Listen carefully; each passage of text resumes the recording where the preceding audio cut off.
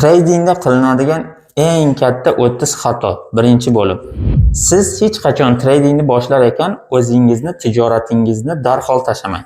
Qachon siz tradingda yuksak natijalarga erishsangiz va pul ishlashni haqiqiy ma'noda boshlasangiz, undan keyin sekin-sekin o'zingizni, kasbingizni tashlashingiz mumkin. Ba'zida ko'p boshlang'ich treyderlar o'zlarini tijoratlarini, o'zlarining kasblarini tashlashadi va to'g'ridan-to'g'ri bu tradingga kirishadi va 2 yil, 3 yilda bu tradingda natija olisha olmaydi va tijoratlaridagi pullarni tiqqanlari sababli ko'plarini slif qiladi.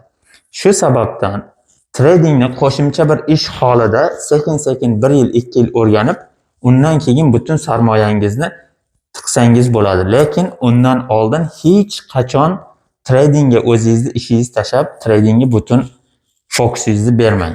Bu juda ham katta xato. Sekin-sekin o'rganib, qachon haqiqiy ma'noda natijaga erishishni boshlasangiz, oz depozit bilan undan keyin boshqa tijoratingizdagi yoki boshqa ishlaringizdagi pulni sekin-sekin tiqsangiz bo'ladi. Bu xatoni qilmang va keyingi tajribadan kelib chiqqan xatolarni bilishlik uchun kanalga obuna bo'ling.